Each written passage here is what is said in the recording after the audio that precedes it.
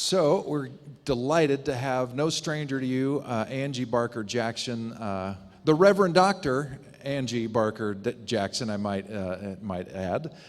Thrilled to have her here, and then we're going to do something we're going to shake things up just a little bit. This is crazy. Normally we end with like a Lord's Prayer kind of thing, and then you go. For the next couple weeks, we're ending with a song. Okay, so don't rush out because I know it's one of your favorites. So that's just a little cliffhanger for you, just something to know it's coming. All right, Angie, come on up, blow our minds.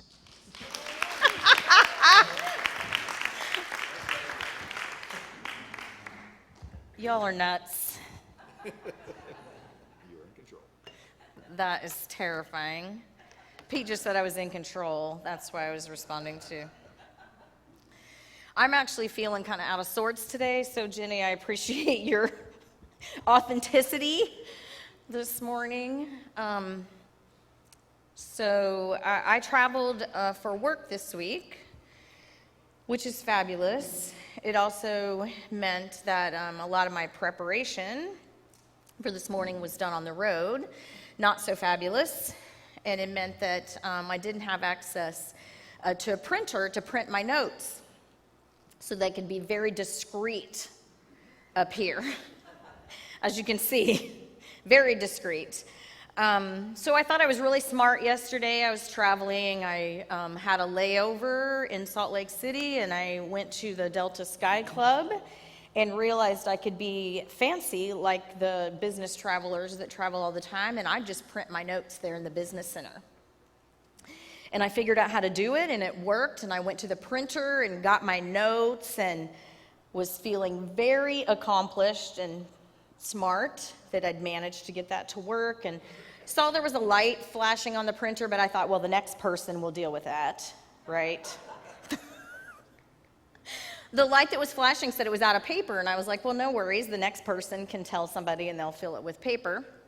And I proceeded on my way and got on my airplane and got my folder out to look through my paper notes while I was flying so that I'd be ready for this morning, and got about halfway through and there were no more notes. Evidently, the paper ran out on me. So then I proceeded to get home and decide I needed to make some changes in my notes anyway, because that's what you need to do on a Saturday night. So this morning has me feeling some kind of way. I'm glad you're laughing. That helps a little bit. It's just being human, isn't it? And it probably didn't hurt me to have a little lesson in humility, since we're going to talk about that today.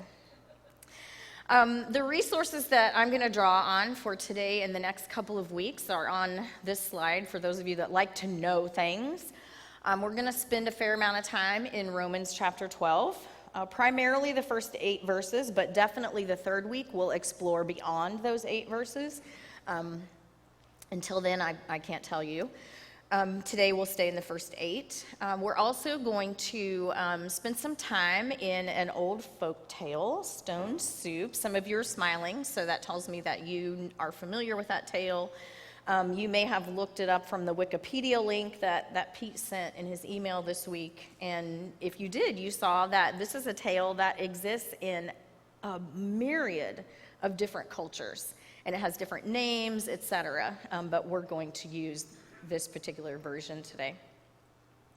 And then another resource that I'm drawing on is this book by biblical scholars Peter Block, Walter Brueggemann, and John McKnight, and it's called An Other Kingdom.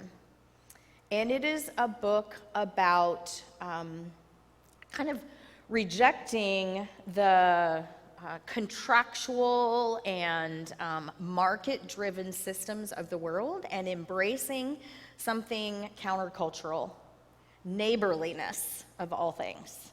And so I will draw on their work a little bit because I find it to be really inspiring.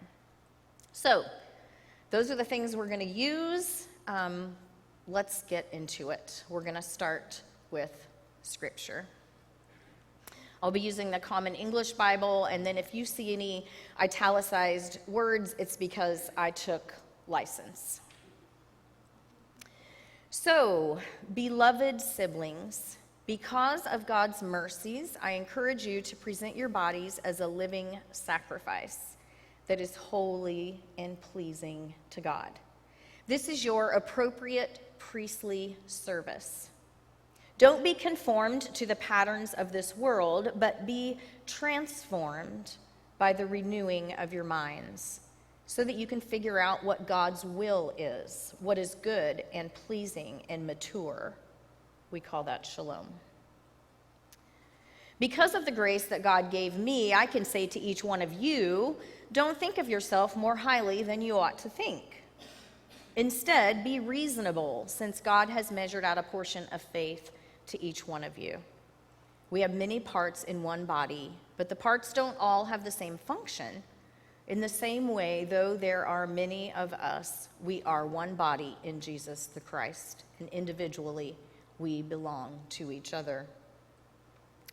We have different gifts that are consistent with God's grace that has been given to us. If your gift is prophecy, you should prophesy in proportion to your faith. If your gift is service, devote yourself to serving. If your gift is teaching, devote yourself to teaching. If your gift is encouragement, devote yourself to encouraging. The one giving should do it with no strings attached. The leader should lead with passion. The one showing mercy should be cheerful. So that's our guiding text. The book of Romans, just to remind everyone, is a letter from the Apostle Paul to the church at Rome, a church Paul, in fact, had not visited, had not been with physically in their space and in their life. Some commentators refer to this chapter as Paul's treatise on transformation. Others would lay it alongside Jesus' Sermon on the Mount and say that this is Paul's version of that. This is what it looks like to live a Christian life. This is a Christian ethic, if you will, in chapter 12. I imagine many of you who grew up in the church maybe memorized the first couple verses of this chapter. Anyone? There were a few takers first service. Nobody had to memorize that when they were growing up? Oh, there's somebody in the back. Oh, yeah. It was a common one. One of the things I want to do as we look at it over the next couple of weeks is also to maybe dispel some of the negative connotations that some of the words in this text have for us, especially to contemporary ears and minds, if you will. And the first one I would like to address is the word sacrifice. For how many people in the room does sacrifice have negative connotations? Lots of hands, right? We have learned through our own experience, and we have witnessed through our histories and through our lives and community with other people that sacrifice can have negative connotations. We think about genocides, and we think about churches that abuse and put requirements on their members, if you will, that take away agency or autonomy. This text is not asking us to sacrifice in those ways. This is not asking us to give ourselves physically, emotionally, spiritually, or otherwise out of compulsion or to be forced to do something. This is not laying down and being a doormat in service to God or the church. I actually think it's quite the opposite, and I love that Jenny touched on some of the themes for this morning in her meditation. I think the word sacrifice assumes here that each of us is fearfully and wonderfully made and uniquely gifted, that we each have something to offer the church and the world that no one else has. And when we sacrifice it, or when we make a living sacrifice, as this text asks us to do, it's to do that willingly, to say, I recognize that God has created me in this way. I have these gifts that no one else has. I'm put together, the puzzle of my life is put together in a way that no one else's is. And to be a living sacrifice is to offer that willingly to others in the church and beyond. It takes seriously our all of the things that we do on an everyday basis. Working and playing, dreaming, the hobbies that we do, all of those things. It's a call to be fully and freely ourselves while doing those things and making that an offering to God. Then Paul talks about not being conformed to this world. So not being just like maybe the culture is the way we've talked about that. We talk about systemic kinds of things here in this church, and I think we're learning culturally and societally to think more systemically. And that's what I think Paul is warning us against here.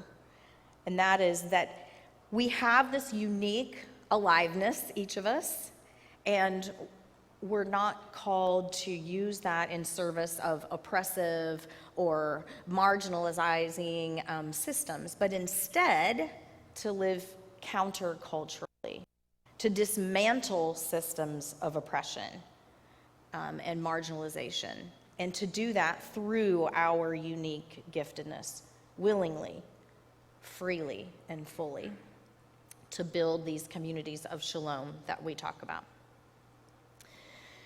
So this text is going to guide us on that kind of transformation, and so is the story that I referenced earlier.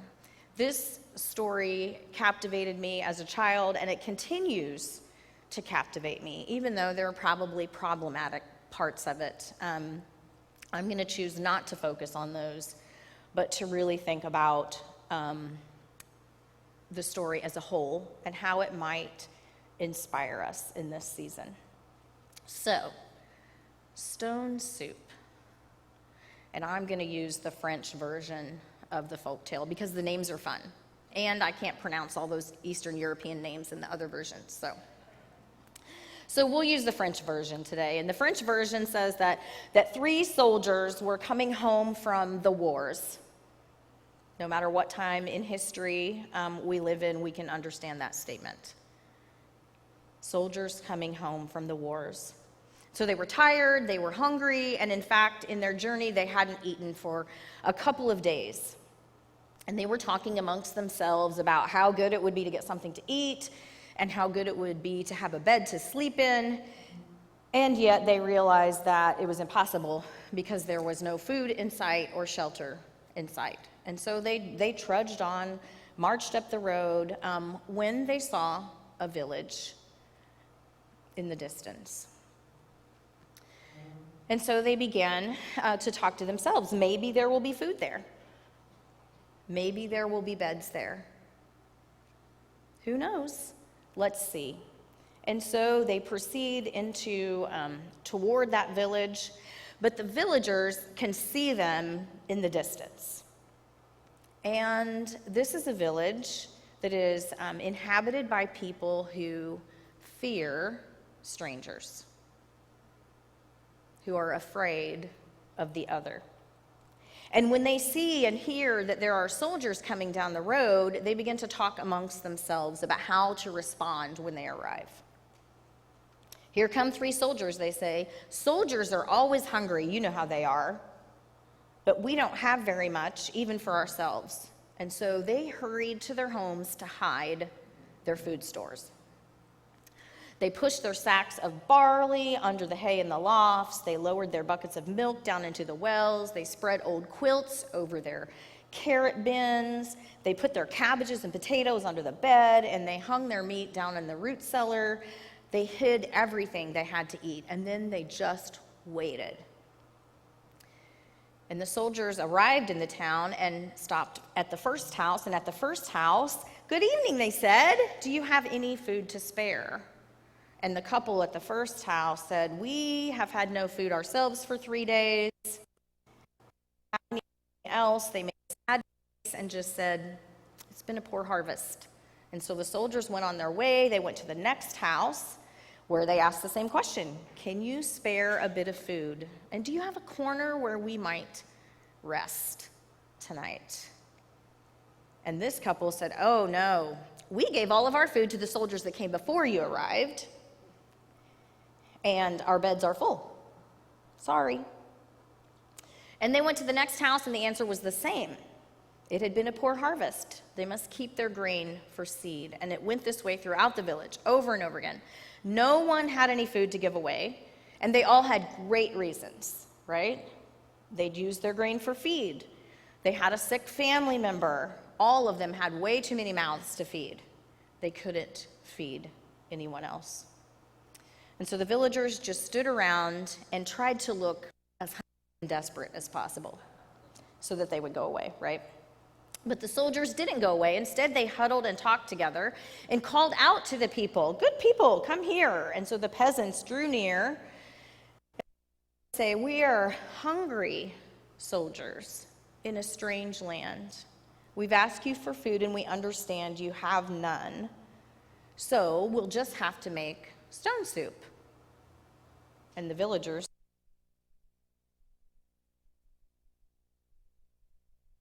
perhaps that's something they should learn something about. And so they listened to the soldiers, who called for a large pot.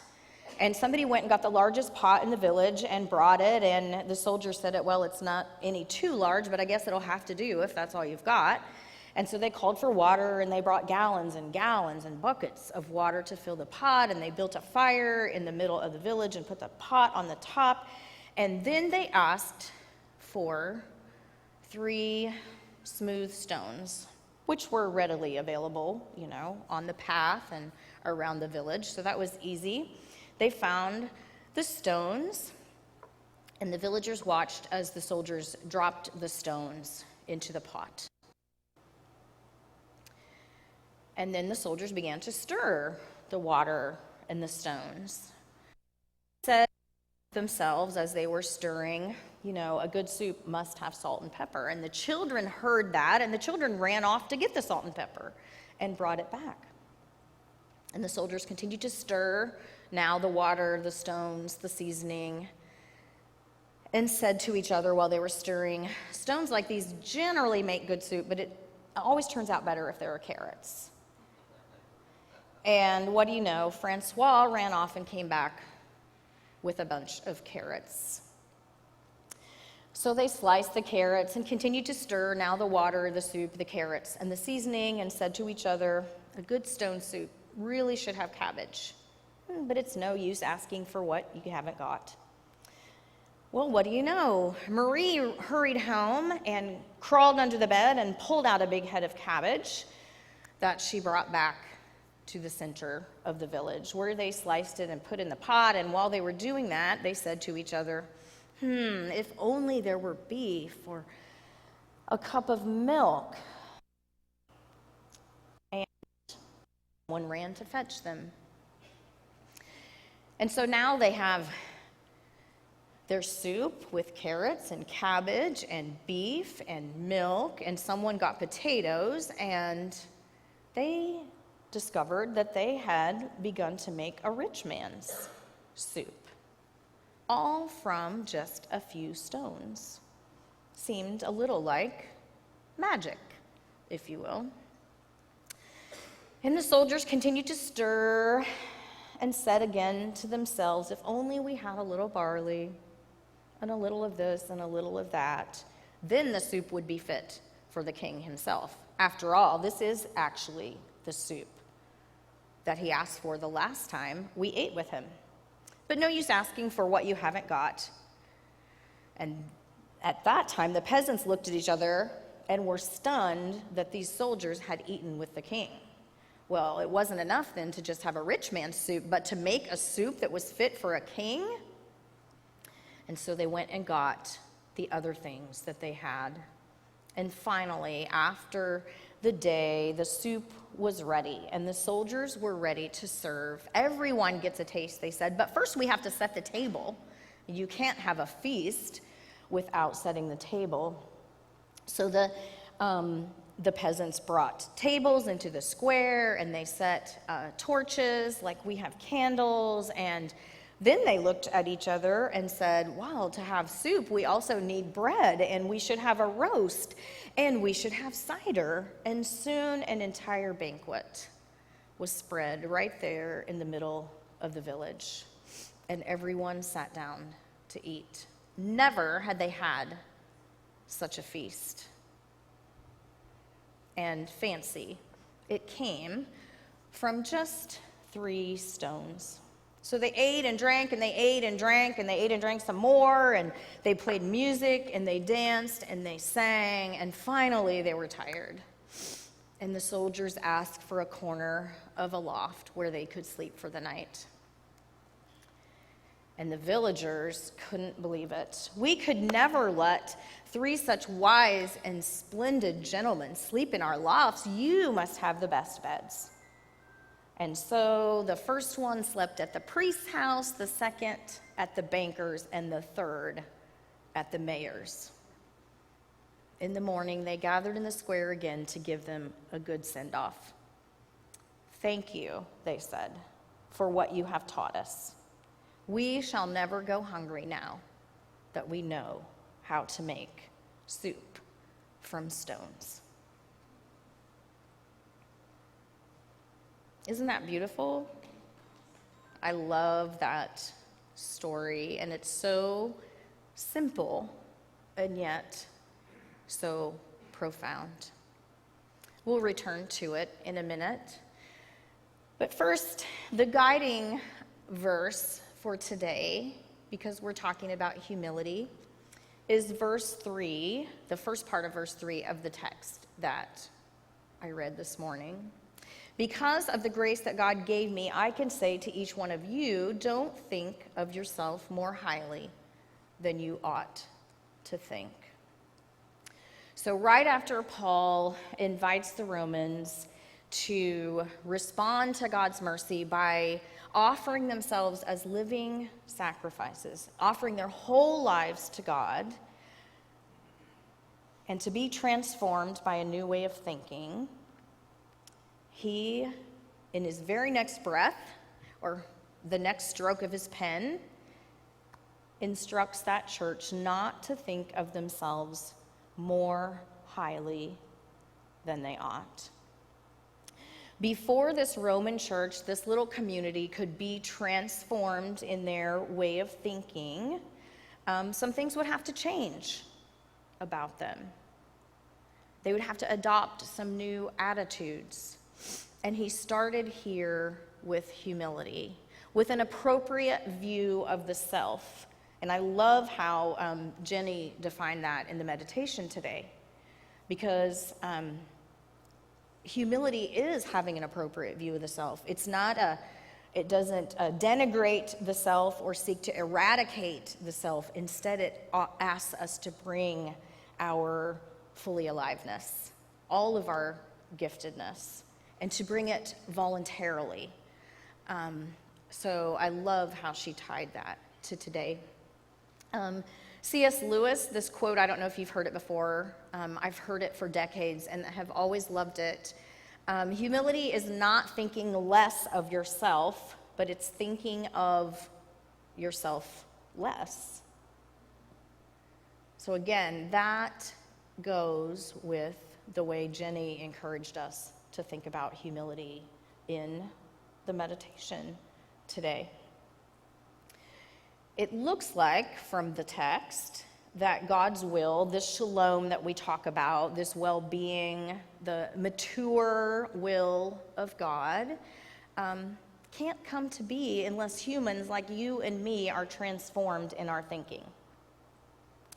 And Brueggemann, in the little book that I pointed on the first slide about transformation this way, he says it's a shift in our beliefs and then the alternate narrative that emerges or follows out of those beliefs. So when we change our thinking, we open up a whole new world of possibilities. And we don't do that by denying ourselves or denigrating ourselves, but having a proper view of ourselves, if you will. The villagers in our stone soup story underwent that kind of a transformation. They changed the way they thought. The village that we met at the beginning is unrecognizable at the end, right? At the beginning, they are suspicious of the soldiers, xenophobic even, right? Did you hear them? We know what those people are like. They're hungry and they'll take all of our food. They are focused on self-preservation.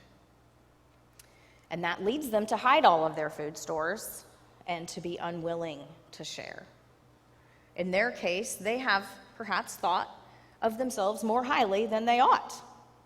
To use Paul's language, they put their needs first, and when they did that, it rendered them unable to see. They were blinded to the needs of other people.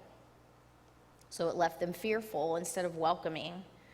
It left them isolated. They were isolated not only from the soldiers, but from each other. You know, the people that had cabbage and potatoes would have been eating just cabbage and potatoes, and the people that just had meat and milk would have been eating just meat and milk. So the way they managed their resources not only isolated them from outsiders, but it isolated them from their own community, which is something to think about.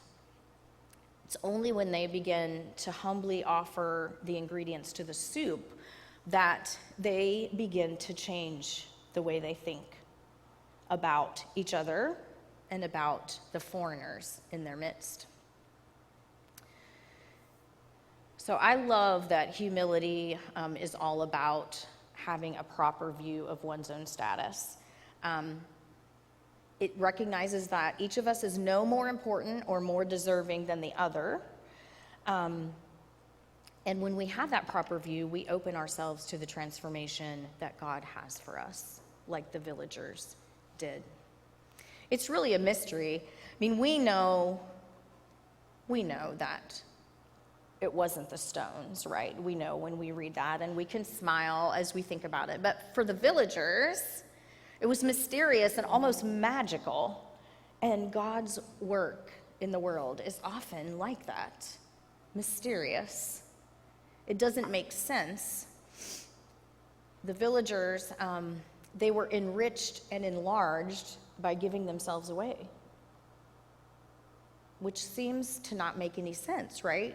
Economically speaking, that doesn't make sense, right? To give things away and have more when you do it, but that is the way the mysteries of God work.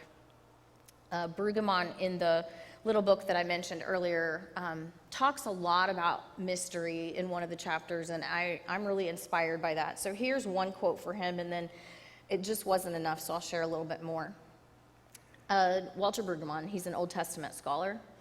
He says, one of the things that has always been helpful in my life, because I do believe in God, is in response to when people say to me, tell me about God. And immediately I think God is a mystery. And so if I value mystery in life, then God becomes very important to me. It helps me in some ways toward a path of humility, peacefulness, rather than imperialness, and to understand that I do not and will not ever understand or command this place. Mystery and humility go together. When we have humility, we're willing to say, I don't understand how that works or how that happens, but it did, and I was a part of it. Brueggemann goes on to say, theologically speaking, mystery is a combination of surprise and aliveness. I love this definition. I want to explore this so much more. Mystery is a combination of surprise and aliveness. Acceptance of mystery opens the door to communal disciplines like time, food, silence, and re-performance. Believing in mystery is a doorway to an alternate future. That's what we're talking about all the time around here. He goes on to say two more things. It's also an active agency, not just an unknown space. Mystery has work to do.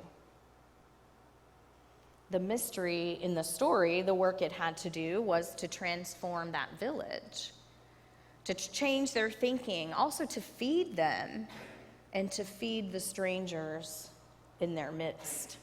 They were surprised through the whole thing at what took place when they each brought their aliveness, the gift that they had to bring to the table, whether it was as small as a grain of salt or pepper or as large as the pot in which everything else cooked and was held together. God is that mystery. I don't know how I get transformed or you get transformed. I just know that when we offer our fully alive selves to God, that God does something with that, and it's good, and it's beautiful, and it doesn't just change us, it changes the people that we're in relationship with, churches, communities. And that's for us to think about in these days. We are a village in one sense of the word. And it's a particular season for us. I mean, it's autumn for one thing, right? A new year, 2025 is just over the horizon. I don't know about the rest of you, but this time of year I get reflective and I begin to think about the next thing and what is mine to do and those sorts of things. And we're doing the same thing as a church, right? 2025 is just right out there. What is the shalom to which we're being called in this moment and for the future? What is the alternate future that God is calling us to be open to through that mystery? We are dreaming and visioning about those things as a board of stewards, and you all have been invited to dream and imagine in different areas. Thinking about future mission and ministry, what is the legacy of Crosswalk? What is the future that we hope to cultivate? Some of us may be thinking about our financial commitments, service to the church, thinking about new ways we can grow in order to bring shalom here and to the wider world. It is definitely a season of transformation. It's an opportunity to renew our minds so that we can figure these things out together and do them together. And humility is where it starts. Before I share some things I think humility can do, I want to again affirm Jenny's meditation and say a couple things about what humility is not. It is not being doormats. It is not laying down so that other people can walk over you or abuse your gifts or anything like that. It is not humiliation. It's never humiliation. It's not degradation. It's not abuse of the self or taking abuse from another. It doesn't ignore or deny our own needs. So I want you to hear that. It's not low self-worth, and it's not non-existent self-esteem. It's not that. It's the opposite. It arises out of our own deep sense of worth and value. So if we know that we're fearfully and wonderfully made, if we know that we are deeply and profoundly loved by God, if we know that we have been uniquely gifted to serve, however that is, then we can offer that to others willingly, with our own agency. This is true humility. It acknowledges our own uniqueness and it sees the uniqueness in others. That's that appropriate place that Paul was talking about. It's an overflow of our own self-respect and that kind of appropriate self-love. It allows us to elevate other people. So I want to make sure that we always say that. Humility enables us to love each other. Pete alluded to the division that's in our world, and it's a lot. Some of our families are divided. Some of our workplaces are divided. The only way to love each other in spite of those differences is to have a measure of humility that recognizes the value of the other, even when we disagree, when it's painful. Humility can enable the healing of old wounds. I know lots of you came to this church from other traditions. You may have spiritual wounds. Some of us have familial wounds and have experienced other sorts of traumas. Humility can help heal those things and open the door for healing. Enables us to see our of others. It can enable us to let go of unreasonable expectations, whether those are unreasonable expectations we have for ourselves or for those around us. Humility enables some of us to be leaders and all of us to use our unique giftedness however we see fit and feel called by God to use it, whether it's leading or serving, however that manifests in your life. Humility enables us to get involved in our community, helps us overcome the fear of getting involved in good work outside safe places like this room where we know everyone else. Humility can enable us to widen our circles of friendship. Anybody besides me ever moved across the country in midlife? Do you know how hard it is to make friends? The only way to do it is to really adopt some sort of posture of humility. It has to start with, I need friends. That's a humbling thing. You know, to say, I need relationships in my life. So humility can enable us to do us to see others who might potentially be friends, and it helps us be friends as well. Finally, the one thing I would say is that it's humility that enables us to sacrifice. Again, positive here for sacrifice. Willingly offer. Let's change that language. Helps us willingly offer time, abilities, passion, resources for the good of the whole. Whether that whole is this community, this microcosm, or the larger of the wider community, the wider world. And one of the things that I really love about humility is that it is so, which sounds weird, doesn't it? Powerful. It's that paradoxical kind of power. It's not, but it's powerful because of the ways that it changes our hearts and our minds and our lives. God has invited us into history and to be a part of creating these pathways of shalom in the world. You with a question today. Pete has already kind of told you how we are together, but we're going to do it before we sing, not after. So here is the question that is to discern and meditate on this season. How will you cultivate a spirit of humility in your life? And then I want us to think of that in relation to a larger thing.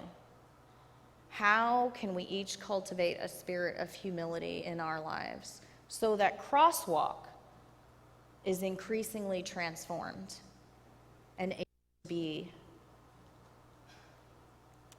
the community of Shalom that we've been called to be? That's what I want to leave us with. How will we cultivate a spirit of humility on this way together of Shalom? I pray, and then I'm going to invite us after that to stand and say the prayer on the screen together right before we sing. So let me offer a prayer, and then let's stand and pray and sing together.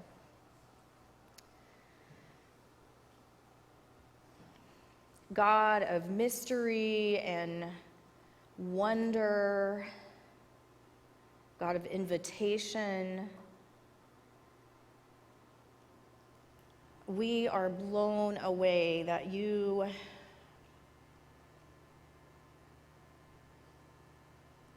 would gift us and equip us and create us in such a way